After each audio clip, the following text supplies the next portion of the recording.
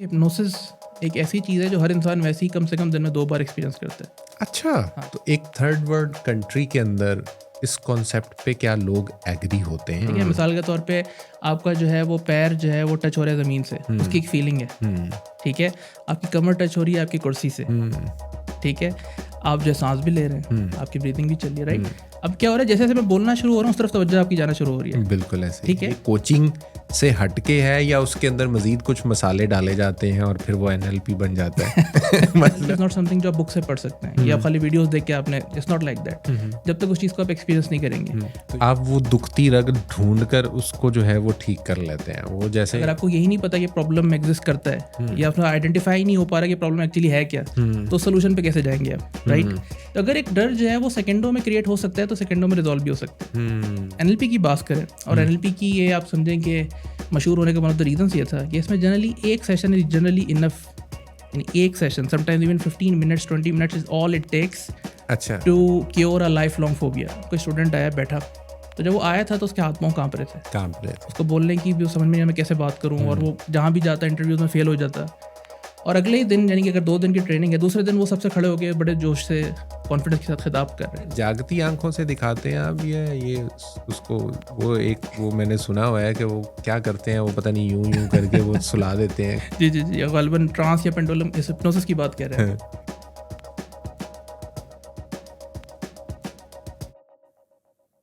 बिस्मिल्लाहिर्रहमानिर्रहीम। बोलचाल और बोलचाल में टेबल टॉक के एक और एपिसोड के साथ हाजिर खिदमत है। मकसद तो यकीनन आप लोगों को मालूम है कि हमारा जो मकसद होता है इस टेबल टॉक का, वो होता है कुछ सीखना, कुछ सिखाना। मैं सीख रहा होता हूँ बिल्कुल आप लोगों की तरह, और यहाँ पर जो भी मेहमान आता है वो कुछ ना कुछ अपनी फील्ड से रिलेटेड आप लोगों को सिखा रहा होता है। तो आज जो सीखने सिखाने का जो सिलसिला है, आज के जो मेहमान हैं उनको हम खुशामदीद कहेंगे। ज़्यादा देर नहीं हम लगाते और ज़्यादा देर करते भी नहीं हैं, उनकी तरफ हम चलते हैं। हमारे साथ हैं the one and only Wajihuddin. Wajih, कैसे हैं आप? अल्हम्दुलिल्लाह, आप बताएं कैसे हैं? अल्हम्दुलिल्लाह। पहले तो देर कर दी मेहरबान आते आते आते आते। तो मेरी हमेशा से वजी होता है, ऐसे है कि जो मेरे देखने और सुनने वाले हैं, मैं हद दर्जा ये कोशिश करता हूँ कि जो मेरा मेहमान है ना वो अपना तारुफ खुद करवाए। ठीक है, वो इसलिए कि कहीं कोई भूल चूक ना हो जाए ना ठीक मुझसे, है, तो वो सही जो है। अपनी तारीफ में कहना चाहता है वो कह दे। आप कौन हैं, आप क्या करते हैं, हमारे देखने और सुनने वालों को बताइए। ठीक है जी। तो जैसे आपने बता ही दिया कि मेरा नाम वजीहुद्दीन है और बेसिकली मैं ट्रांसफॉर्मेशन ट्रेनर हूँ, लाइफ कोच हूँ या लाइफ स्ट्रेटजिस्ट आप कह सकते हैं, और साथ साथ मैनेजमेंट कंसल्टेंट हूँ, तो बिजनेस को हम कंसल्टेंसी भी देते हैं। इसके साथ साथ एक इदारा है प्रोडक्टिव स्पिरिट, उसका मैं फाउंडर हूँ। और बेसिकली हम जो काम वो कर रहे हैं ट्रेनिंग, कोचिंग और कंसल्टिंग के थ्रू माशरे में एक मुस्बित जो है किरदार अदा करना चाह रहे हैं, ताकि जो इंडिविजुअल्स हैं हमारे माशरे में और एज ए सोसाइटी, जो अपने माशरे में जो भी मुश्किलात हैं उनको हम डील कर सकें और एज ए सोसाइटी ग्रो कर सकें। तो बेसिकली ये एक मुख्तसर सा तारुफ है। अच्छा, ये तो अभी आपकी बात वो मैं सुन रहा था कि आप ये कर रहे हैं। ट्रेनिंग और कोचिंग हम्म। दो डिफरेंट चीज़ें हैं या ये एक ही चीज़ है, उसके दो पार्ट्स हैं, दो पोर्शंस हैं? ये कैसे एलेबोरेट करेंगे हम अच्छा, इसको? It's very good question. So basically training में जनरली क्या होता है कि जैसे आप कहीं पे 1 दिन की ट्रेनिंग है, 2 दिन की ट्रेनिंग है, या कभी ज़्यादा लंबी ड्यूरेशन की भी होती है, तो आप ट्रेनर के साथ बैठते हैं, वो कुछ नॉलेज स्किल्स जो है वो आपको हेल्प करता है डेवलप करने में, या अपनी नॉलेज शेयर कर रहा होता है। Coaching is basically a long term journey. Generally उसमें क्या होता है अच्छा। कि आप किसी एक दो दिन के लिए कोच के साथ इंगेज नहीं होते, बल्कि for sometimes for month, sometimes लोग 6 महीने के लिए भी, साल के लिए भी, इससे ज़्यादा भी कोच के साथ काम कर रहे होते हैं। ठीक है, तो और उसमें दोनों चीज़ें हो सकती हैं। या तो कोई पर्टिकुलर चैलेंज है जो कोची यानी कि जो क्लाइंट है वो फेस कर रहा होता है, जिसमें कोच उसको हेल्प करता है अपने गोल्स को अचीव करने में, या फिर वो चैलेंज से हट के लेट्स से किसी फील्ड में एक्सेल करना चाह रहा है, कुछ उसके बिजनेस ऑब्जेक्टिव्स हैं या पर्सनल कुछ ऑब्जेक्टिव्स हैं, तो वो कोच के साथ मिलकर काम कर रहा होता है। जैसे यहाँ पे तो खैर कम चलती हैं बसेस इस तरह की, लेकिन कराची में ना कोच मुख्तलिफ कोचेस चलती हैं, जैसे सफारी कोच और फलाना कोच। तो बेसिकली कोच का क्या मकसद होता है कि उसमें आप एक तरह की बस है जिसमें बैठते हैं, आपको पॉइंट ए से पॉइंट बी तक लेके चले जाती है। ठीक है। तो कोच का भी ये रोल होता है कि आपकी जो भी जर्नी है उसमें वो आपको एक लॉन्ग टर्म में आपके साथ जो है वो काम करे, उसमें आपको हेल्प करे। सो ये एक बेसिकली, अगर मैं मुख्तसरन आपको दोनों में डिफरेंस बताऊं। अच्छा, मेरे जहन में एक जो चीज़ आ रही है वो शायद कुछ इस तरीके से है कि ट्रेनिंग में कि आपकी कोई एक स्किल है उसको कहीं ना कहीं पॉलिश किया जा रहा होता है, जबकि कोचिंग की बात की जाए तो आपकी बेसिकली हैबिट्स डेवलप की जा रही होती हैं पॉइंट ए से पॉइंट बी तक पहुंचने में। क्या ये दुरुस्त है? Yes and no, basically depend कि ना क्लाइंट किस पर्पस के लिए आपके साथ आ रहा है। ठीक अब जैसे है। कोचिंग जो है आपको हर कॉन्टेक्स्ट में मिलेगी। फॉर एग्जांपल जो एथलीट्स होते हैं, स्पोर्ट्समैन होते हैं, उनके भी कोचेस होते हैं। ठीक है, जो बिजनेस एग्जीक्यूटिव्स हैं उनके भी कोचिंग होते हैं। वर्किंग प्रोफेशनल्स हो गए, इवन हाउस वाइफ्स जो हम कहते हैं, या फिर आम लोग वर्किंग प्रोफेशनल्स, तो उनके कोई ना कोई इशूज हो सकते हैं। अब वो जिस तरह के चैलेंजेस या जिस तरह के गोल्स लेके आ रहे होते हैं, सही। उसकी बेस पे फिर आप देखते हैं कि कौन सा बेस्ट जो है वो सेट ऑफ स्टेप्स है जो उसके साथ ले सकते हैं आप। अलबत्ता एक चीज़ मैं क्लियर करना चाहूँगा यहाँ पे कि बहुत से लोग ये समझते हैं कि कोचिंग और एक और चीज़ है कहते हैं मेंटोरिंग, अच्छा। वो समझते हैं सेम थिंग। ठीक है, जबकि ये बिल्कुल डिफरेंट चीज़ है। ठीक है। मेंटोरिंग में क्या होता है कि एक मेंटोर होता है, तो मिसाल के तौर पे लेट्स से अदील भाई जो हैं वो एक बिजनेस गुरु हैं और मैं चाह रहा हूँ कि मैं अदील भाई से बिजनेस करना सीखूँ, बिजनेस कैसे करते हैं। ठीक है। तो मैं अदील भाई के पास आऊँगा, अदील भाई से बोलूँगा अदील भाई मुझे सिखाएं। So you are being considered the expert, being a mentor, और आप अपने जो भी सीक्रेट्स हैं, जो भी आपकी लर्निंग्स हैं, एक्सपीरियंसेस हैं, वो मुझे आप सिखाते रहेंगे, उसकी बेस पे मैं उसको अप्लाई करते रहूँगा। तो ये तो है मेंटोरिंग। ठीक हो गया। Coaching basically is different. Coaching में क्या होता है कि coach is not considered the expert, बल्कि जो क्लाइंट है he is the expert of his life. जितना वो अपनी लाइफ को, अपने सर्कमस्टांसेस को जानता है, कोच नहीं जानता। ठीक है, तो कोच का क्या रोल होता है कि वो क्लाइंट को हेल्प करता है मुख्तलिफ तरह से सिचुएशन को देखने में। ठीक है। ठीक है, कभी कभार क्या होता है कि इंसान के सामने बहुत सारी अपॉर्चुनिटीज़ हो रही होती हैं लेकिन उसको नज़र नहीं आ रही होती। बहुत सारे सोल्यूशंस होते हैं सामने लेकिन वो नहीं देख पा रहा होता है। तो कोच जो है वो क्वेश्चंस के जरिए मुख्तलिफ तरीकों से उसको हेल्प करता है उन सोल्यूशंस को फाइंड आउट करने में। ठीक है, और फिर उनको इम्प्लीमेंट करने में। और उसमें और भी बहुत सारे एस्पेक्ट्स आ जाते हैं, जैसे अकाउंटेबिलिटी है और सपोर्ट सिस्टम है। तो ये सारी चीज़ें आती हैं। This is something that people need to understand. तो कोच के लिए, जैसे मेंटोर के लिए, तो ज़रूरी है कि उसके पास उस चीज़ का रेलिवेंट एक्सपर्ट हो, यानी कि रेलिवेंट एक्सपर्टीज हो। ठीक है, लेकिन कोच को कोचिंग का एक्सपर्ट होना चाहिए। उसको पता होना चाहिए कि मैं कैसे किसी भी क्लाइंट को किसी भी कॉन्टेक्स्ट में हेल्प कर सकता हूँ अपने गोल को अचीव करने में।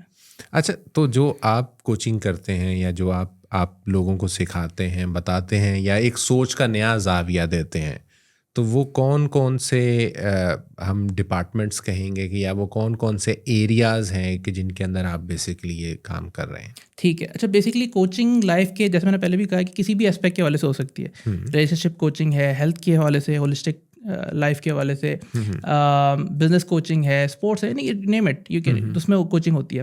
अगर आप मुझसे पर्सनली पूछें कि मेरा किस तरफ ज़्यादा इंक्लिनेशन है, तो मेरी जो ज़्यादा ख्वाहिश होती है कि मैं उन लोगों के साथ काम करूँ जो एक मीनिंगफुल ज़िंदगी गुजारना चाह रहे हैं। ठीक है ना, जो एक चाह रहे हैं कि एक रैट रेस का हिस्सा ना बने, बल्कि वो ज़िंदगी में उनकी ख़ास डायरेक्शन हो, एक मकसदियत हो, ताकि उनकी लाइफ में फुलफिलमेंट भी है और फिर वो ऐसे इनिशिएटिव्स परसू करें जिससे माशरे में बेहतरी आ सके। ठीक है। सो मेरा पर्टिकुलर, आप अगर मुझसे पूछे कि मेरा किस फील्ड में ज़्यादा इंटरेस्ट है या किस एरिया में मैं ज़्यादा काम करना चाहता हूँ, ये है। हैविंग सेड दैट, एक है नॉर्मल लाइफ कोचिंग और एक है NLP बेस्ड कोचिंग। सही सही सही। अच्छा, इसके अंदर जैसे हम बात कर रहे थे ये कोचिंग के हवाले से और इसके मुख्तलिफ एस्पेक्ट के हवाले से, तो एक थर्ड वर्ल्ड कंट्री के अंदर इस कॉन्सेप्ट पे क्या लोग एग्री होते हैं? जैसे आपने कहा कि जी आप अपने रिलेशनशिप के ऊपर भी आप कर सकते हैं, मतलब मुख्तलिफ उसके ऊपर ना, तो जी। हमारे माशरे के अंदर क्या इस तरह की चीज़ें एग्जिस्ट करती हैं कि लोग ये समझते हों कि जी हाँ जी, अब मुझे अपनी ज़िंदगी को बेहतर करने के लिए या अपनी सोच को बेहतर करने के लिए कोचिंग की ज़रूरत है? ठीक है, अच्छा, इसमें इस तरह है कि ज़ाहिर है जो जिन्हें आप so called first world countries कहते हैं, वहाँ पे ज़रा कोचिंग की अवेयरनेस ज़्यादा है, वहाँ पे कोच काम भी कर रहे हैं काफ़ी अर्से से। अच्छा, पाकिस्तान में भी ये चीज़ वक्त के साथ साथ बढ़ रही है, इसकी अवेयरनेस भी बढ़ रही है। अच्छा। और उसकी रीज़न क्या है कि ना सिर्फ कोचेस बल्कि इवन थेरेपिस्ट भी पुराने ज़मानों में, क्योंकि फैमिली सिस्टम्स बड़े स्ट्रॉन्ग होते थे, दोस्तियाँ यारियाँ ज़्यादा होती थी, तो बहुत से लोगों के मसाइल ना वो अपने चचा से, बाबा से, ताया से, दोस्त से मिलके ही डिस्कस कर लेता था, रिजॉल्व कर लेता था। बिल्कुल। कभी कभी इंसान को ना सिर्फ एक बंदा चाहिए होता है जो उसके दुखड़े सुन ले। ऐसा होता है ना। ठीक है, लेकिन अनफॉर्चुनेटली जिस तरह का लाइफस्टाइल आजकल हम जी रहे हैं कि हर बंदा अपनी एक लाइफ में बिजी है, वो डिस्कनेक्टेड सा हो गया, आइसोलेटेड हो गया है। ठीक है, उसका एक रूटीन है, तो उसमें फिर उसको इन चीज़ों की ज़्यादा ज़रूरत पड़ती है कि जहाँ पे जो है वो कोई हो बंदा जो उसको गाइड करे, उसको मेंटोर करे। तो उसके जो पास रिलेटेड इशूज़ हैं उसमें थेरेपी की भी ज़रूरत पड़ती है, वहाँ पे भी उसको हेल्प करे। लेकिन जनरली जो भी चैलेंजेस वो लाइफ में फेस करे, जो गोल अचीव करना चाह रहा है, उसमें कोचिंग की भी ज़रूरत उसको पड़ती है। तो ये चीज़ ट्रेंड पाकिस्तान में बढ़ रहा है, और specially in the last few years मैंने नोट किया है कि काफ़ी लोगों को अवेयरनेस है, नॉलेज है, और लोग जो है वो अप्रोच कर रहे हैं कोचेज़ को। जी। चलें, ये बड़ी अच्छी बात है कि हमारे मुआशरे के अंदर ये थोड़ी सी अवेयरनेस है। अच्छा, एक बड़े आपने एक टिपिकल से लफ्ज़ का जिक्र किया, शायद गालिबन NLP कुछ। जी। तो ये क्या चीज़ है? मतलब मेरे जैसा बंदा तो नाम ही पहली दफ़ा सुन रहा है कि ये कोचिंग से हटके है या उसके अंदर मज़ीद कुछ मसाले डाले जाते हैं और फिर वो NLP बन जाता है। मतलब आप पुलाव से बिरयानी बनाने की कोशिश कर रहे हैं या ये कुछ और है? अच्छा, बेसिकली NLP जो है, NLP को अगर मैं बहुत सादा अल्फाज में समझाऊँ तो ऐसा कहा जा सकता है, it is the study of subjective experiences. ठीक है ना, कि इंसान एक बाहर की दुनिया को किस तरह अपने माइंड में इंटरनली रिप्रेजेंट कर रहे हैं। ठीक है ना, यानी कि मिसाल के तौर पे मैं आपसे कहूँ कि भाई आप अपने बच्चे से कितना प्यार करते हैं, या आपको बिरयानी कितनी पसंद है, या आपका फेवरेट फूड, तो एक सब्जेक्टिव एक्सपीरियंस वो आपको ही पता है। जिस तरह आप अपने बच्चे को मोहब्बत करते हैं, मैं तो नहीं समझ सकता, इतनी सारी कर दो, और मैं नहीं समझ सकता ना what do you mean by इतनी सारी, राइट। तो इस तरह की जो एक्सपीरियंसेस हैं उनको हम सब्जेक्टिव एक्सपीरियंसेस कह सकते हैं। तो उसकी स्टडी कि इंसान कैसे सोचता है, उसके बिहेवियर्स कैसे जनरेट होते हैं, क्यों फील कर रहे हो चीज़ें जो कर रहे हैं, उसको कैसे बदला जा सकता है। एक तो ये चीज़ है, उसमें इसका एक एस्पेक्ट है। दूसरा जो उसका एस्पेक्ट है वो है एक्सेलेंस, कि आप लाइफ के किसी भी एरिया में, चाहे एक बहुत बेसिक एरिया हो, मिसाल के तौर पे बाद लोगों को बहुत छोटी सी चीज़ में स्ट्रगल कर रहे होते हैं, जैसे बाद लोगों को लेट्स से स्पेलिंग से याद करने में मुश्किल हो रही है, ठीक है, इतनी बेसिक चीज़ भी हो सकती है। और किसी को let's say world class cricketer बनना है, या अपनी let's say speaking skills, public speaking skills बेहतर करनी है, तो उसमें किस तरह एक्सेलेंस अचीव करनी है, तो NLP इसमें पूरा आपको एक मेथोडोलॉजी देता है। ठीक है, और NLP इसके ऊपर, यानी कि तो मैं बहुत सती लेवल पे आपको बता रहा हूँ, जिसमें बहुत सारी डिटेल्स हैं, बट बिफोर गोइंग इनटू कि what really NLP is, I think it's important to understand कि व्हाई NLP, कि हम क्यों NLP को समझें या उसको एक्सप्लोर करें। देखिए, आज के दौर में, जैसे मैंने पहले भी जिक्र किया, कि एक बहुत फास्ट लाइफस्टाइल में हम रह रहे हैं, और इंसान बिजी है, और या उसका एक रूटीन होता है जिसमें वो गुजार रहा होता है ज़िंदगी। अब आज के दौर का एक अलमिया ये है कि जहाँ टेक्नोलॉजी ने इतनी तरक्की कर ली है, जहाँ हम मार्स में भी पहुँच गए हैं, उससे भी बियॉन्ड हम जा रहे हैं, इंसान अपने आप से डिस्कनेक्ट हो गया है। ठीक है ना, चाहे छोटा बच्चा हो 3 साल का या कोई बड़ा हो, उसको ये तो पता है कि मोबाइल फ़ोन कैसे ऑपरेट करना है। ठीक है, मोबाइल फ़ोन का ऑपरेटिंग सिस्टम कैसे काम करता है, उसमें से कैसे एप्लीकेशन डिलीट करनी है, प्रोग्राम्स कैसे इंस्टॉल करने, he knows everything, right. But उसको अपने बारे में नहीं पता, वो अपने आप को नहीं जानता। ठीक है ना, उसकी सेल्फ अवेयरनेस नहीं है कि मैं कौन हूँ, मैं जो कर रहा हूँ क्यों कर रहा हूँ, क्या उसके पीछे कोई मकसदियत है, या मैं भेड़ चाल में कर रहा हूँ, अच्छा मेरे अंदर ये बुरी आदत है तो उसके पीछे रीज़न क्या है, मेरे साथ ये एडिक्शन है तो क्यों एडिक्शन है। ठीक है ना, या फिर अगर मैं इस एरिया में स्ट्रगल कर रहा हूँ तो क्या मैं स्ट्रगल ही करता रहूँगा, या कोई तरीका है जिससे मैं बाहर निकल सकूँ। ठीक है ना, तो इस तरह के बहुत सारे चैलेंजेस हैं जो हम में से तकरीबन हर बंदा फेस कर रहा होता है। अच्छा, ये थोड़ा सा मैं आपको कट कर रहा हूँ यहाँ पे। जी, क्या ये जो कोचिंग है या ये जो NLP है, ये हमें ये सोच देती है या इन चीज़ों के ऊपर सोचने की ताकत देती है? देखिए, दो मुख्तलिफ चीज़ें हैं। थोड़ा सा ज़रा इसको ज़रा देखिएगा कि अव्वल मैं तो सोचता ही नहीं हूँ ना कि ये गलत है या ये मेरे अंदर एक गलत आदत है, या ये सोचना कि जी ये गलत है, ये ठीक है, या ये ज़िंदगी मेरी तब्दील कर सकता है, ये नहीं कर सकता, ये एक जनरल सोच होगी।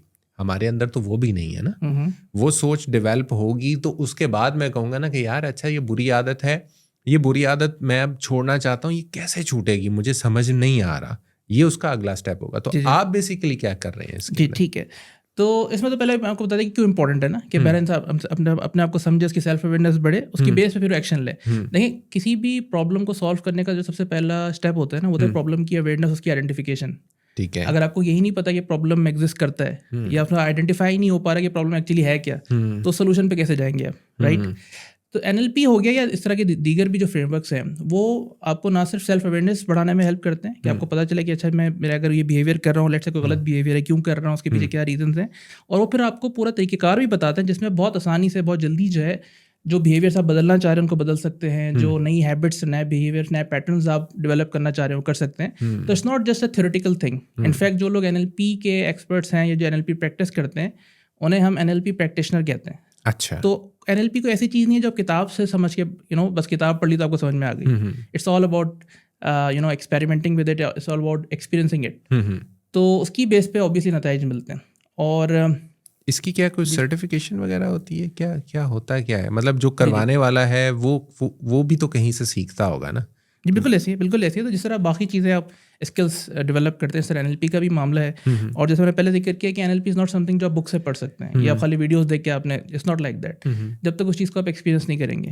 तो यूट्यूब पे इसका कोई फ्री कोर्स नहीं है? नहीं, कोर्सेज डेफिनेटली होंगे, लेकिन जब तक आप उन चीज़ों को प्रैक्टिकली अप्लाई नहीं करेंगे, उनको एक्सपीरियंस नहीं करेंगे, आपको समझ में नहीं आएगा। ठीक हो गया ना?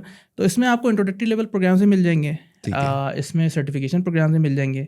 और जनरली एनएलपी में बेसिकली 4, आप क्या, अगर मैं सिंपली बताऊँ तो 4 लेवल्स होते हैं। अच्छा। हाँ, इसका जो पहला लेवल होता है जनरली जिसको ज़्यादा लोग फॉलो करते हैं, वो एनएलपी प्रैक्टिशनर लेवल कहलाता है। ठीक जिसमें यू बिकम अ प्रैक्टिशनर।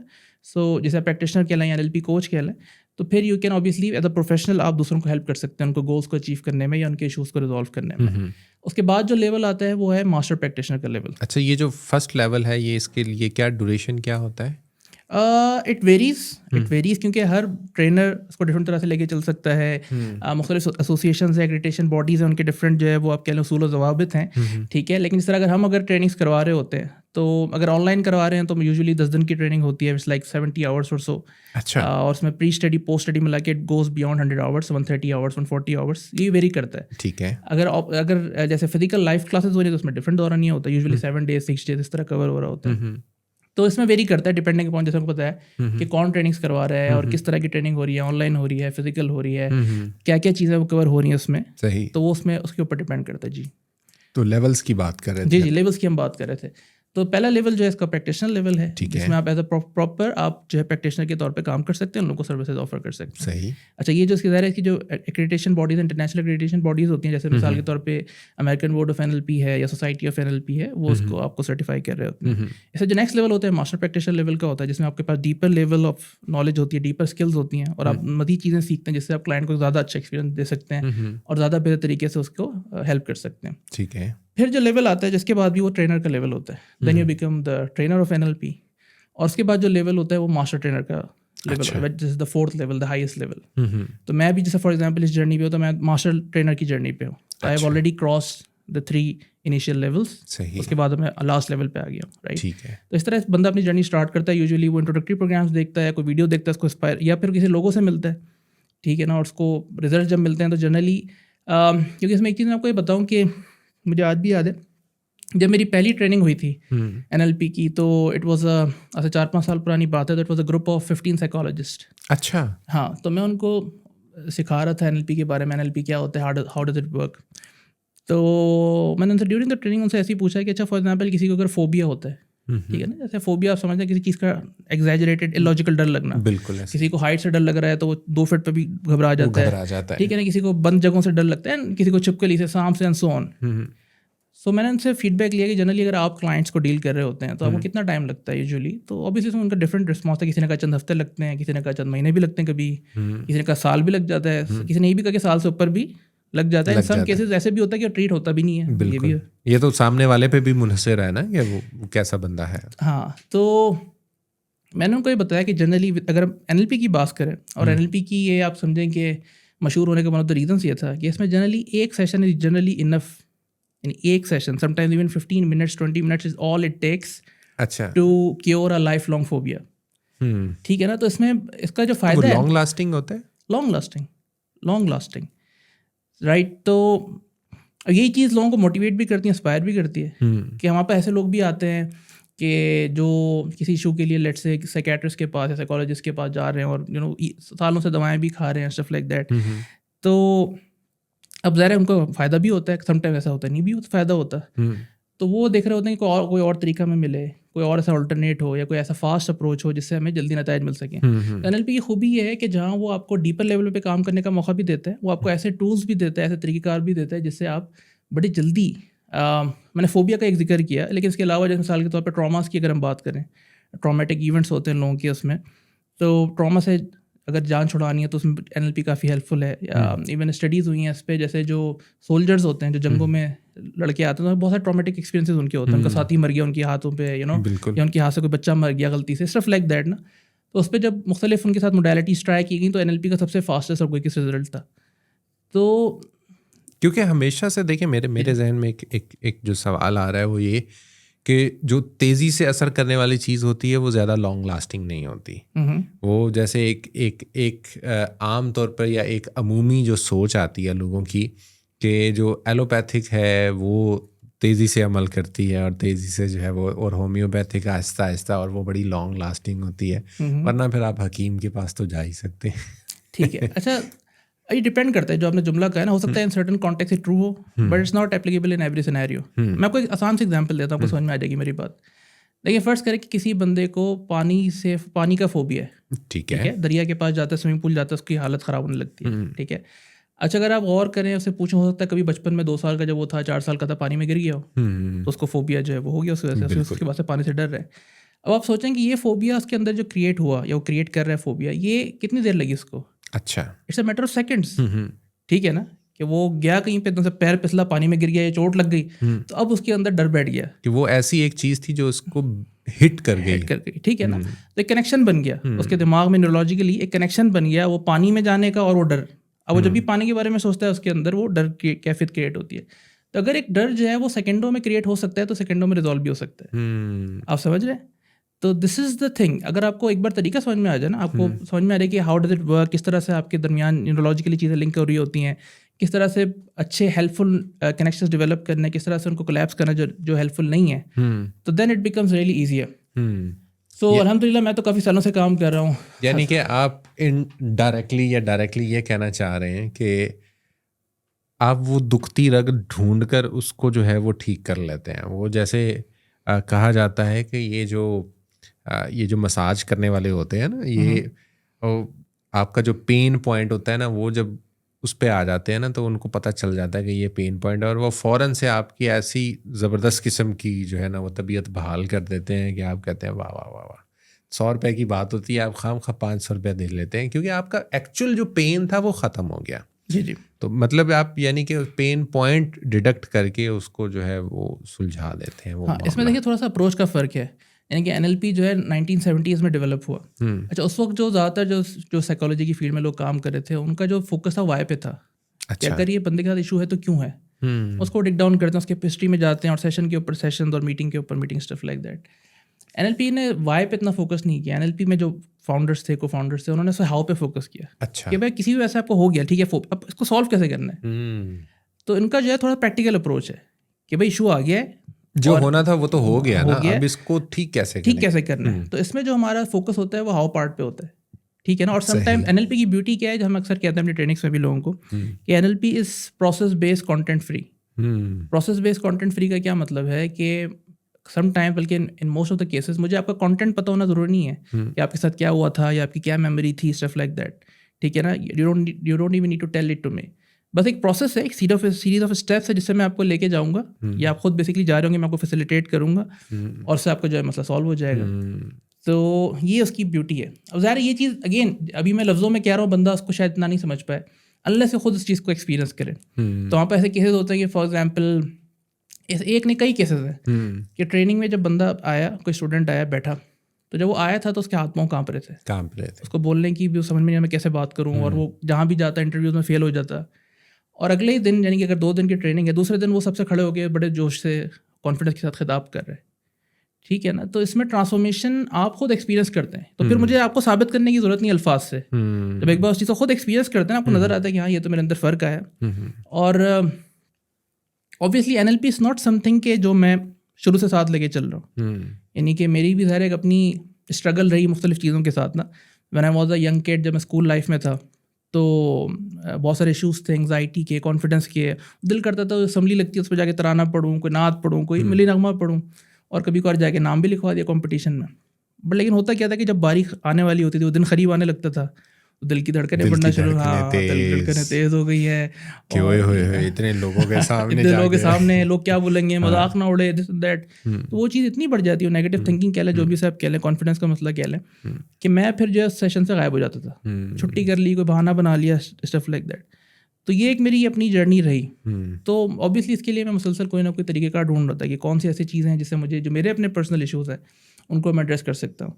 तो luckily I got introduce to NLP, और उसमें अल्हम्दुलिल्लाह मुझे ना सिर्फ मुझे फ़ायदा हुआ, अल्हम्दुलिल्लाह we are one of the fastest growing NLP communities in Pakistan. तो अल्हम्दुलिल्लाह सैकड़ों लोगों को हम ट्रेन और कोच कर चुके हैं NLP के ऊपर, और अल्हम्दुलिल्लाह एक नहीं दर्जनों केस स्टडीज़ हैं, बल्कि ज़्यादा ही हैं। अच्छा, मैं आपकी वेबसाइट देख रहा था और आपका जो मटेरियल है वो सारी चीज़ें भी देख रहा था, उसमें कोई टाइम लैप थ्योरी के हवाले से भी हम ये जो अभी बात कर रहे हैं, क्या ये इसका कोई उसके साथ लिंक है या वो बिल्कुल डिफरेंट चीज़ है वो? सो बेसिकली टाइमलाइन थेरेपी जो है, उसको एक्सप्लेन करने से पहले अगर मैं आपसे पूछूं मिसाल के तौर पे कि अभी से 4 घंटे पहले आप क्या कर रहे थे या कहाँ पे थे, आप मुझे बता सकते हैं? बिल्कुल बता सकते। ठीक है, अगर मैं आपसे पूछूं कि इस टाइम पे कल आप कहाँ पे थे, बता सकते हैं? अच्छा, आज से मिसाल के तौर पे 4 दिन पहले, 5 दिन पहले, आप बता सकते हैं, राइट? अच्छा, आप कैसे बता पा रहे हैं?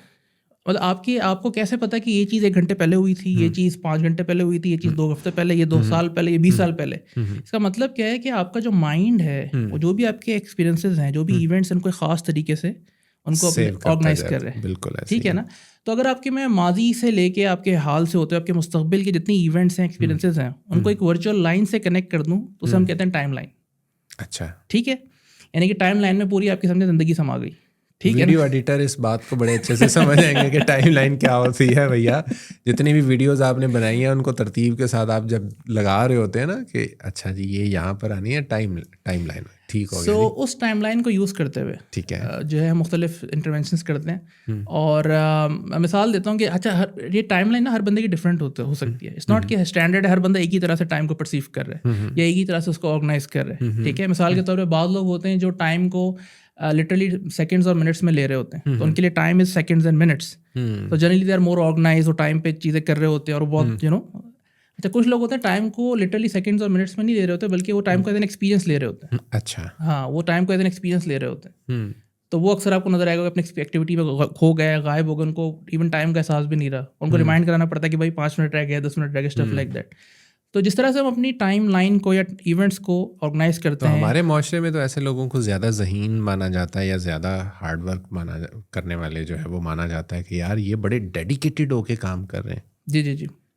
अच्छा, इसमें ऐसा है कि जो मैं आपको बताया ना, इसकी ऑब्वियसली बहुत सारी और भी तफसीलात हैं क्योंकि ऊपर टाइम लिमिटेड है। तो मुख्तलिफ जगह पे जो लोग रहे, जो उन हालात वाक़यात हुए, मिसाल के तौर पे जिन ममालिक में इंडस्ट्रियल रेवोल्यूशन हुई, तो वहाँ पे लोगों का रवैया और उनका जो टाइम के साथ जो रिश्ता था वो डिफरेंट हुआ। ये जो प्रिसीजन क्लॉक्स आ गई, अब ज़रा आज से चंद सौ साल पहले तो उस तरह की घड़ियाँ नहीं होती जिसमें आपको सेकंड्स और माइक्रो सेकंड्स से सारी चीज़ें पता चल रही होती थी।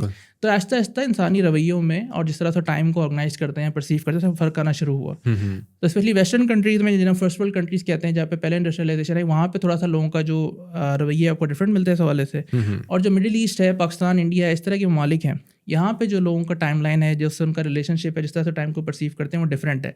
इसमें ये बात वाज़ेह कर दूँ कि इसमें कोई भी चीज़ आप ये नहीं कह सकते ये वाली अप्रोच सही है, ये वाली सही है। इसमें दोनों के अपने जो है वो आप कह लें कि इनके एडवांटेजेस भी हैं और समटाइम इन सम सिचुएशंस जो है वो डिसएडवांटेजेस भी आप कह सकते हैं। ठीक है, but the good thing is कि you can switch timelines. ठीक है, once you learn these techniques जो हम सिखाते हैं टाइम लाइन के हवाले से, तो उससे जो उसका असल मैं मुद्दा बता दूँ आपको कि जो उसकी इंटरवेंशंस होती हैं, मिसाल के तौर पे बहुत से लोगों के अंदर आपको लगता है गुस्सा बहुत ज़्यादा करते हैं या उनके उदासी है, कोई भी जिसे हम जनरली नेगेटिव इमोशंस कहते हैं। ठीक है, तो वो over the period of time उसको रिलीज़ नहीं करते, बल्कि उनकी बॉडी में वो एक्यूमुलेट हो रहे होते हैं। अच्छा, वो जो एक्यूमुलेट हो रहे हैं ना सिर्फ उनको साइकोलॉजिकली डिस्टर्ब कर रहे हैं, बल्कि फिजिकली भी वो मुख्तलिफ बीमारियों की शक्ल में, सिम्टम्स में वो आपको नजर आना शुरू हो जाते हैं। तो टाइम थेरेपी में हम क्या करते हैं कि इस तरह की जो भी नेगेटिव इमोशंस हैं, जो स्टक हुए हैं, जो रिलीज़ नहीं हुए, वो बड़ी आसानी से उनको रिलीज़ कर देते हैं। ठीक है, इस तरह बहुत सारे लोगों के लिमिटिंग बिलीव्स होते हैं, उनके जिन्होंने हो सकता है 2 साल के थे या 3 साल के थे, या कोई ऐसा बात उन्होंने सुनी अपने पेरेंट्स से या टीचर से, तो उनके दिमाग में चीज़ बैठा ली कि भाई मैं तो कुछ किसी काबिल हूँ नहीं, मैं कोई बड़ा काम नहीं कर सकता, मिसाल के तौर। इस तरह के लोगों के लिमिटिंग बिलीव्स होते हैं, तो उसको बड़ी आसानी से उससे वो किया जा सकता है, रिमूव किया जा सकता है। अच्छा, अब एक तो हो गई माजी के वाले से बात कि नेगेटिव इमोशंस हो गए और इस तरह के मामला हो गए। अच्छा, कुछ है फिर मुस्तकबिल के वाले से भी चीज़ें हैं, जैसे फॉर एग्जाम्पल एंग्जाइटी है। बहुत से लोगों को एंग्जाइटी होती है। अच्छा, एंग्जाइटी क्या होती है, अगर मैं आपको बहुत सिंपलेस्ट तरीके से समझाऊँ, एंग्जाइटी ज़रा फ्यूचर से किसी इवेंट रिलेटेड होती है ना। तो आपको मिसाल के तौर पे 1 हफ्ते बाद प्रेजेंटेशन देनी है, तो अभी से सोच के जो है लोगों को घबराहट आ रही होती है।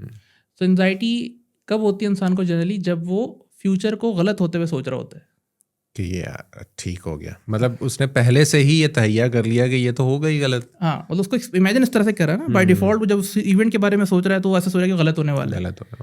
तो उसमें बहुत ज़्यादा हेल्पफुल है टाइमलाइन। उसमें हम उनको फ्यूचर में एक खास प्रोसेस से लेके जाते हैं और उनकी इमेजिनेशन को उतर रहे हैं और तालियां बज रही हैं। एग्जैक्टली, बहुत सारे तरीके हैं, ठीक है, उसमें बड़ा हेल्पफुल है। गोल सेटिंग की वजह से बड़ा हेल्पफुल है। यानी जनरली क्या होता है, बहुत से लोग इस तरह करते हैं कि अपने गोल्स लिख लेते हैं, लेकिन वो गोल्स पे परसेंटली काम नहीं कर पाते, मोटिवेशन लूज कर देते हैं, स्टफ लाइक दैट। तो उसमें भी बड़ा टाइमलाइन हेल्पफुल है। तो ये जागती आंखों से दिखाते हैं आप ये उसको, वो मैंने सुना हुआ है कि वो क्या करते हैं, वो पता नहीं यूं करके वो सुला देते हैं। जी जी जी, गालिबन ट्रांस या पेंडुलम हिप्नोसिस की बात कर रहे हैं। जी जी, अच्छा, तो that's a good question, but I think ये जागती आंखों के साथ होता है प्रोसेस। अच्छा, इसमें लिटिल मतलब मैं बिल्कुल ऐसे जाग रहा हूँ और आप जी जाग रहे होंगे, बट इट में हैपन कि आप अच्छा विजुलाइज करने के लिए अपनी आंखें बंद की हुई हैं आपने। तो उसमें एक, जिसे हम कहते हैं ना कि इस प्रैक्टिस में कि हम इसमें किसी को ट्रांस में या डीप ट्रांस में या हिप्नोटिक कैफियत में ज़्यादा लेके नहीं जाते। इट्स हल्का सा लाइट ट्रांस, एक रिलैक्स करने के लिए, ताकि आप सही से इसको विजुलाइज कर सकें। इस हद तक तो होता है, लेकिन नथिंग मोर देन दैट। वो जो आप बात कर रहे हैं, वो बात आप कर रहे हैं हिप्नोसिस की। अच्छा, दैट्स द थर्ड थिंग जो हम सिखाते भी हैं, प्रैक्टिस भी करते हैं उसकी, यानी 1-to-1 लेवल पे भी। ये अब आप खतरनाक साइड पे जा रहे हैं। यहाँ पे तो आप सारे, हो सकता है मेरे बैंक के पासवर्ड भी छुपा ले। अच्छा, आपका जो रिस्पॉन्स है ना, this is not something new to me. Generally जब भी तो नहीं कहना चाहिए, लेकिन बहुत मरतबा इस तरह होता है कि हिप्नोसिस का जिक्र होता है तो लोगों के अजीब अजीब से उसके बारे में ख्याल आते हैं कि भाई यार ये पता नहीं कोई जादू टोन है, कोई माइंड कंट्रोल है क्या। नहीं, ऑब्वियसली एक जो चीज़ बचपन से सुनते आ रहे हैं या एक जो चीज़ देखी है कि शायद वो कुछ यूं करके वो किया जाता है और आप जो है वो अगले बंदे के हवाले कर देते हैं। जी जी, और वो आपसे जो चाहे वो गुलवा सकता है। तो ऐसा बेसिकली नहीं है। अच्छा, पहले तो मैं बता दूं कि हिप्नोसिस एक ऐसी चीज़ है जो हर इंसान वैसे ही कम से कम दिन में 2 बार एक्सपीरियंस करता है। अच्छा, हाँ, इट्स नॉट समथिंग जो आपने आज तक एक्सपीरियंस नहीं की या आपको पता नहीं है। कैसे? ये समथिंग डिफरेंट और न्यू है भाई। ठीक है, तो बेसिकली हिप्नोसिस जो है वो हज़ारों साल से मुख्तलिफ शेप्स और फॉर्म में इस्तेमाल होता चला आ रहा है। अच्छा, और ये बेसिकली एक थेरेपेटिक टूल है जिसके ज़रिए से आप बहुत सारे अपने अंदर मुस्बत तब्दीलियाँ लेके आ सकते हैं। मिसाल के तौर पे कोई बुरी आदत आपके अंदर है, इसको तब्दील करना चाह रहे हैं, ठीक है, या कोई कॉन्फिडेंस के इश्यूज़ हैं या एंग्जाइटी है या स्ट्रेस है, उसमें बड़ा हेल्पफुल है। ग्लोबली जो वर्ल्ड वाइड एप्लीकेशन है हिप्नोथेरेपी की, जैसे हिप्नोसिस को अगर आप थेरेपी के लिए तो हिप्नोथेरेपी से, तो हिप्नोसिस जो यूज़ होता है वो वेट लॉस के लिए काफ़ी हेल्पफुल है, स्मोकिंग के लिए, मुख्तलिफ एडिक्शंस को छोड़ने में, इवन मेमोरी परस्पेक्टिव से, यानी कि बच्चों की पढ़ाई के हवाले से। यानी हमारे पास ऐसे केसेस हैं, ज़रा मैं खुद भी क्योंकि ट्रेनिंग और कोचिंग करता हूँ, मेरे अपने क्लाइंट्स भी होते हैं, फिर हमारी अपनी नेटवर्क है, कम्युनिटी NLP प्रैक्टिशनर्स, वो भी अपने एक्सपीरियंस शेयर कर रहे होते हैं। ठीक है, तो वहाँ पर ऐसे भी केस स्टडीज़ हैं जब बच्चे जो फेल होते थे या D ग्रेड आता था, बहुत लोअर उनके ग्रेड आते थे, उनके साथ 7 दिन जो है हिप्नोसिस का सेशन किया, वही बच्चे फिर A1 आने लग गए, अपने क्लास में टॉप करने शुरू हो गए। इवन वो लोकल और रीजनल इंटरनेशनल जो है वो मुकाबले जो होते हैं, जैसे मैथ्स की कॉम्पिटिशन, स्टफ लाइक दैट, वो जीतना शुरू हो गए। वाह। तो it's a very useful thing. Unfortunately वो क्या है कि वो जो जासूसी नॉवल होते हैं या मूवीज़ होती हैं ना, उन्होंने एक बड़ा अजीब सा परसेप्शन बनाया हुआ है हिप्नोसिस का, कि जैसे कोई पता नहीं ऐसे इतनी आसानी से मैं किसी का भी जो ना कब्जा कर लूँ। अगर इतना आसान होता और ऐसा होता हिप्नोसिस, तो फिर आप सोचें ना कि दुनिया में जितने भी वज़ीर आज़म होते, आर्मी चीफ होते, बिजनेसमैन होते, सारे प्रोटेस्ट होते सिंपल सी बात है ना भाई, ये गैर सियासी बात नहीं, इसका कोई लेना देना नहीं है। अच्छा, आप सोचते ना इतना अगर आसान होता तो मैं आपकी सारी चीज़ें आपके अपने हाल कर लेता, आपको it doesn't work like that. अच्छा, ये सिर्फ बच्चों की स्टडी तक ही महदूद है या सम टाइम पे बच्चे कुछ बैड हैबिट्स में बहुत ज़्यादा आ जाते हैं या उनकी कुछ आदत बड़ी ख़राब हो जाती हैं, तो ये उसमें भी हेल्पफुल है? नहीं, ये almost her area of life में हेल्पफुल है, ठीक है। मैं ये तो नहीं कहूँगा कि हर चीज़ का इलाज है, लेकिन बहुत सारे एरियाज़ में बहुत सारी चीज़ों में हेल्पफुल है। मिसाल के तौर पे बच्चों की ईटिंग हैबिट्स अगर चेंज करनी हो, ठीक है, फॉर एग्जाम्पल मेरे एक क्लाइंट था कि उनका बच्चा जो है वो दूध नहीं पीता था या और वो सीधे हाथ से नहीं खाता था, ठीक है, बहुत समझा नहीं समझा, फिर हिप्नोसिस के थ्रू बता खुद ही अब्बा ने कहा नहीं कि हाथ काट दूंगा आज वो सब तजुर्बे कर चुके थे, कोई रिजल्ट नहीं मिला उन्होंने। फिर उन्होंने जो है हिप्नोसिस को यूज़ किया तो वो बच्चा उनके अंदर तब्दीली आ गई। ठीक है, तो वो एक छोटी हैबिट को चेंज करने के लिए भी इस्तेमाल किया जा सकता है और सिग्निफिकेंट ट्रांसफॉर्मेशन के लिए भी इस्तेमाल किया जा सकता है। अच्छा, जी जी बिल्कुल। तो आपको जैसे बताया ना कि जैसे एडिक्शंस हो गई, वेट लॉस हो गया, या स्किल एनहांसमेंट हो गई, कॉन्फिडेंस बिल्डिंग हो गई, बहुत सारी चीज़ों में, एंग्जाइटी, अगर स्टूडेंट्स के वाले से अगर हम बात कर रहे हैं तो जैसे बाद लोगों को एग्जाम की एंग्जाइटी होती है, तो एग्जाम जैसे आने लगते हैं और ड्यूरिंग एग्जाम वो अजीब से हो जाते हैं तो उनको मुश्किल होती है, तो उसमें हेल्पफुल है। तो देयर लॉट्स ऑफ एप्लीकेशन जिससे लोगों को फ़ायदा दिया जा सकता है। तो इसका अगेन किसी को खास मजहब से कोई ताल्लुक नहीं है, कोई कल्ट नहीं है, ठीक है। जैसे मैंने कहा कि हर इंसान कम से कम दिन में 2 बार जो है वो एक्सपीरियंस करता है। अब बेसिकली हिप्नोसिस है क्या? हिप्नोसिस सिंपली ये है कि जो आपका जो एक होता है कॉन्शियस माइंड और एक अनकॉन्शियस या बाद लोग सबकॉन्शियस के तौर पे उसको टर्म्स यूज़ कर रहे होते हैं। तो आप जो मैं बात कर रहा हूँ कि 2 दिन में 2 बार आप जो है वो एक्सपीरियंस करते हैं। कौन से 2 बार होते हैं? एक तो जो आपका नींद का टाइम होता है, जब आप रात को सो रहे होते हैं, गुनूदगी की कैफियत होती है, जब आप यानी कि आप चाहें तो आंखें खोल भी सकते हैं लेकिन नींद की तरफ जा रहे होते हैं, एक वो कैफियत होती है। अच्छा, या सुबह सुबह जब उठते हैं पहली बार आपकी आँख खुलती है और वो स्नूज का बटन दबाने के लिए और एक आंख हल्की सी खोल के देख रहे होते हैं किधर रखा है वो। तो वो भी जो कैफियत है हिप्नोटिक स्टेट है। इसी तरह अच्छा कभी ऐसा आपने खुद भी एक्सपीरियंस किया होगा, देखा होगा दूसरों को कि बच्चा वीडियो गेम खेल रहा है या कोई किताब पढ़ रहा है, उसमें इतना खो जाए कि लोग उसको आवाज़ दे रहे हैं, उसको आवाज़ नहीं आए। हाँ, दैट्स ऑल्सो हिप्नोटिक स्टेट। तो अब वो सोचा ना कि बच्चा अगर आप उसको आवाज़ दे रहे हैं और वो आवाज़ पे रिस्पॉन्ड नहीं कर रहा, तो अगर वो कॉन्शियसली नहीं सुन, मतलब कॉन्शियसली नहीं सुन रहा, अगर तो सुन रहा होता तो फ़ौरन आपको रिस्पॉन्ड करता। तो जो आवाज़ है वो कहाँ जा रही है? वो उसके अनकॉन्शियस में जा रही है, लाशोर में जा रही है, ठीक है ना। So you can use that to bring about positive changes in people. अच्छा, इसमें लेकिन ये याद रखें कि जो हमारे अनकॉन्शियस माइंड है, लोग वजाहत करने से पहले कि लोग इस बारे में उनके कोई ख्यालात हो इस तरह के, कि अनकॉन्शियस माइंड का वन ऑफ द मेन जो आप रोल है वो ये है कि वो आपकी प्रोटेक्शन और सर्वाइवल बहुत इंपॉर्टेंट है। अच्छा जी, तो वो कभी भी कोई ऐसी चीज़ अलाउ नहीं करेगा जिससे आपको नुकसान पहुंच सकता है, ठीक है। मतलब सिक्योरिटी सिस्टम बड़ा स्ट्रॉन्ग सिक्योरिटी सिस्टम है, बिल्कुल है, ठीक है ना।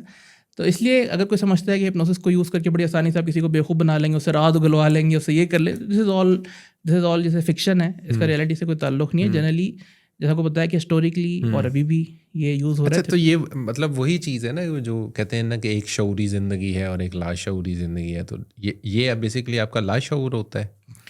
अच्छा, एक तो ज़िंदगी, एक तो जैसे हम जब माइंड की बात करते हैं, अच्छा तो एक तो आपका जैसे ब्रेन है जो कि फिजिकल ऑर्गन है, जैसे आप हार्डवेयर कह सकते हैं, ठीक है। माइंड को अगर मैं मेटाफोरिकली समझाऊँ तो इट्स लाइक अ सॉफ्टवेयर, ठीक है ना, कि जैसे आपका सॉफ्टवेयर प्रोग्राम हुआ होगा, हार्डवेयर भी वैसे ही फंक्शन करेगा, बिल्कुल, ठीक है ना। अच्छा, माइंड को फर्दर आप बाइफरकेट कर सकते हैं कॉन्शियस में और अनकॉन्शियस में। इसके और भी बाइफरकेशन है, इसके ऊपर काफ़ी बहस है, तो नहीं कहना चाहिए, काफ़ी आपके लिए मुख्तलिफ पर्सपेक्टिव्स हैं साइकोलॉजी में। तो अगर मैं बहुत सिंपलिस्टिक करके आपको बताऊँ तो उसमें आप डिवाइड कर सकते हो कॉन्शियस और अनकॉन्शियस में, ठीक है, शऊर और लाशऊर कहते हैं, ठीक है। तो कॉन्शियस माइंड उसका काम होता है लॉजिकल थिंकिंग, क्रिटिकल एनालिसिस, सही और गलत में फ़र्क करना, सही, ठीक है ना, सीक्वेंशली चीज़ों को करना, ये सारे काम जो है वो कॉन्शियस माइंड के होते हैं।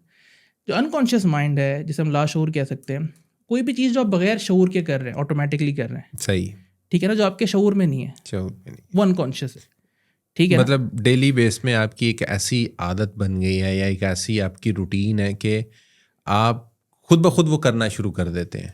इस तरह भी है, लेकिन अदर देन दैट भी अभी मैं आपसे बात कर रहा हूँ ना, अच्छा मैं कुछ चीज़ें भी बोल रहा हूँ जो आपके साथ हो रही हैं, लेकिन हो सकता है आपके शऊर में ना हो या आपके अवेयरनेस में नहीं हो, ठीक है। मिसाल के तौर पे आपका जो है वो पैर जो है वो टच हो रहा है ज़मीन से, उसकी एक फीलिंग है, ठीक है। आपकी कमर टच हो रही है आपकी कुर्सी से, ठीक है। आप जो सांस भी ले रहे हैं, आपकी ब्रीथिंग भी चल रही है, राइट। अब क्या हो रहा है, जैसे जैसे मैं बोलना शुरू हो रहा हूँ उस तरफ तवज्जो आपकी जाना शुरू हो रही है, बिल्कुल ऐसे, ठीक है। तो उससे पहले उस तरह से नहीं थी, लेकिन वो चीज़ पहले भी हो रही थी, इट्स नॉट कि वो हो नहीं रही थी, लेकिन आपके शऊर में नहीं थी। अब जैसे ये जो बहुत सारे लोग हैं इनके हाथ में मोबाइल है, तो बेसिकली आपका जो लाशऊर है ना, वो एक बहुत ही आप कह लें कि सिग्निफिकेंट पार्ट है आपकी पर्सनैलिटी का, आपकी, क्योंकि हमारे जितने भी बिलीफ्स हैं, हमारे जितने भी इमोशंस हैं, हमारे जितने भी मेमोरीज हैं, स्पेशली लॉन्ग टर्म मेमोरीज हैं, हमारी एडिक्शंस हैं, ठीक है, हमारे डर खौफ जो होते हैं, हमारी आइडेंटिटीज़ हैं, वो हमारे लाशऊरी लेवल पे होती हैं, ठीक है ना। हमारी वैल्यूज़, हम किस चीज़ को लाइफ में इंपॉर्टेंस देते हैं।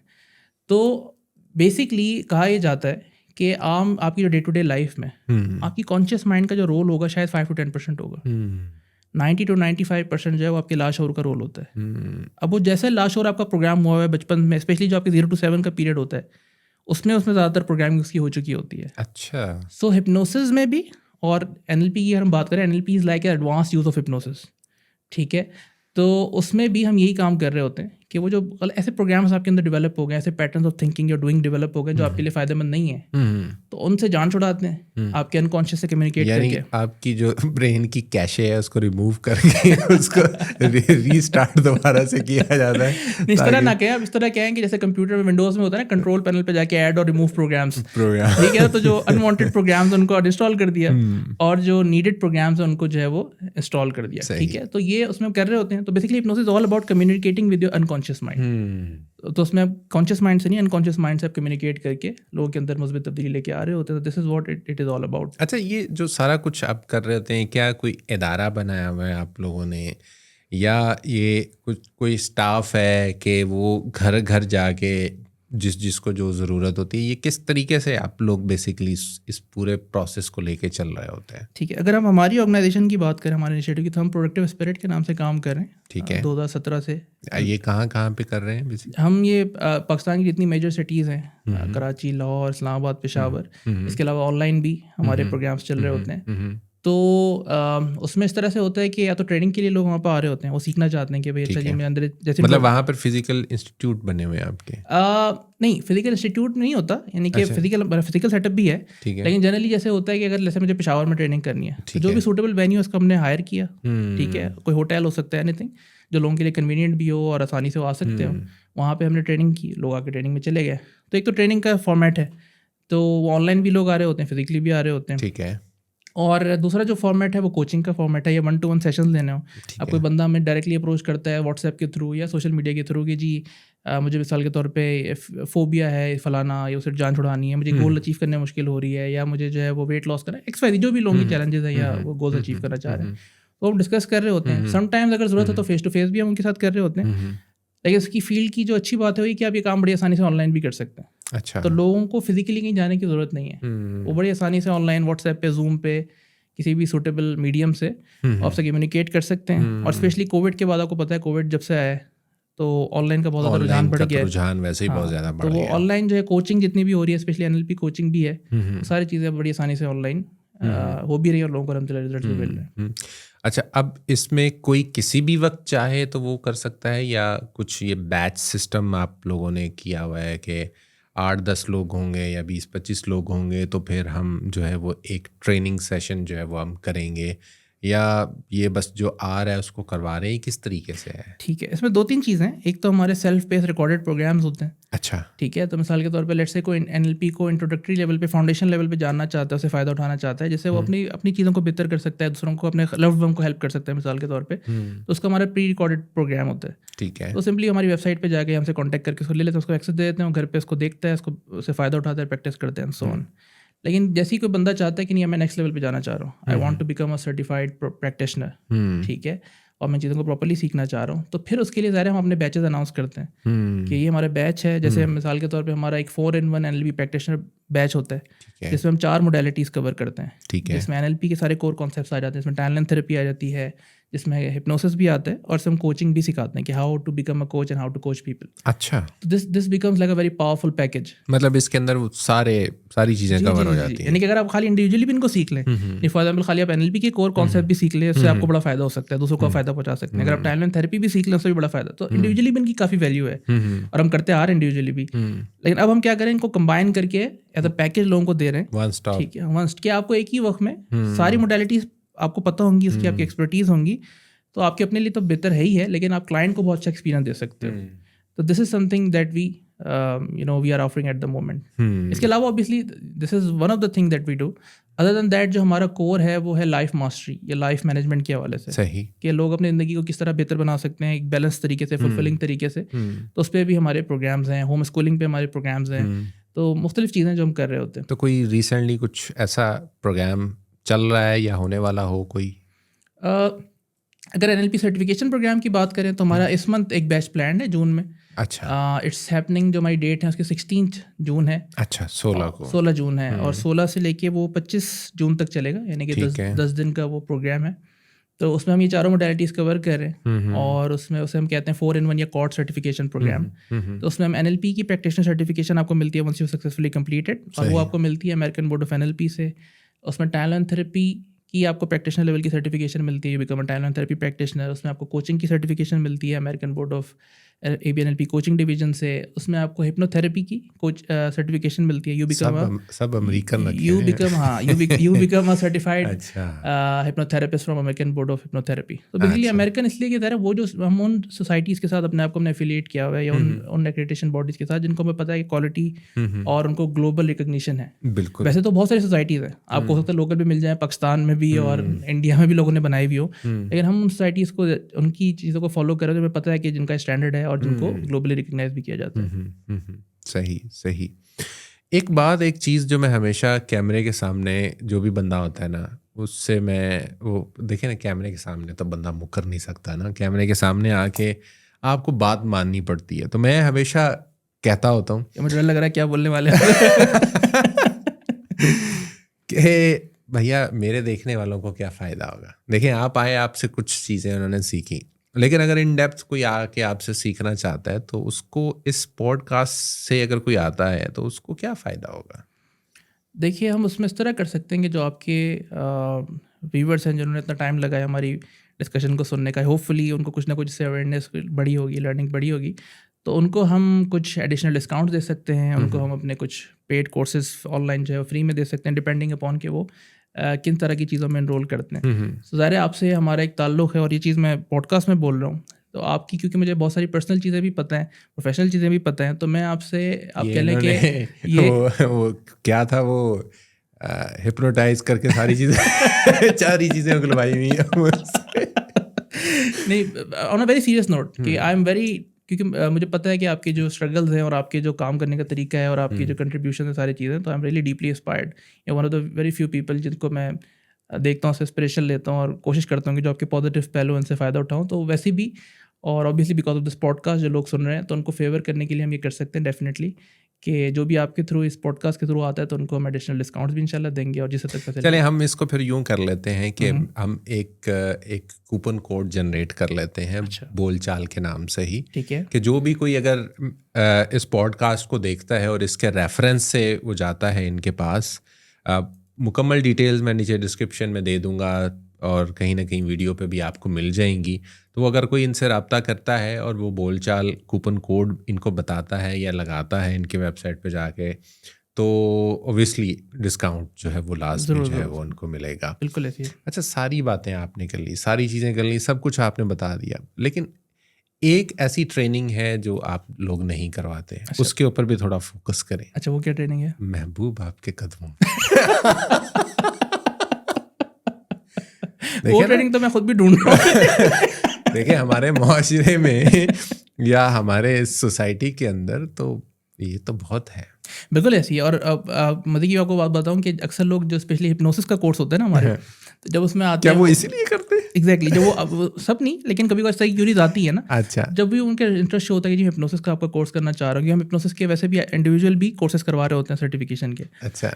तो हम उससे पहले सवाल ये करते हैं, क्यों करना चाह रहे हैं, क्यों करना चाह रहे हैं? क्या उनकी कोई गलत फहमी तो नहीं है, उनके दिमाग में ये तो नहीं कि एक बार सीख लूंगा मैं तो उसके बाद ये कर लूंगा। तो फिर उनको समझाते हैं, और फिर ज़रा उनकी इस तरह की चीज़ है तो उनको फिर मना कर देते हैं, बिकॉज दैट्स नॉट पॉसिबल।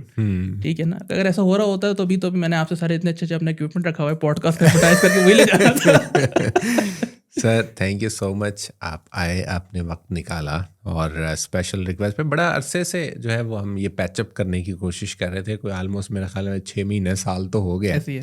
और बड़ी मुश्किल से ये पैचअप हुआ, वक्त निकाला गया, इनकी तरफ से कुछ, मेरी तरफ से कुछ कोताहियाँ थीं, और आज बिलाखिर हमने ये इस पॉडकास्ट को कंडक्ट कर ही लिया। Thank you so much once again, आप आए और इतनी इन्फॉर्मेटिव चीज़ें हमारे साथ शेयर की। आप लोगों का भी बहुत शुक्रिया कि आप लोगों ने आज की इस पॉडकास्ट को देखा, सुना, और यकीनन बहुत कुछ आपने इससे हासिल वसूल किया होगा। इंशाल्लाह जी, ज़िंदगी ने साथ दिया और ये सिलसिले इसी तरीके से बहाल रहे तो आपसे फिर मुलाकात होगी। अपना ख्याल रखिएगा, दुआ में याद रखिएगा। टेक केयर, अल्लाह हाफिज़।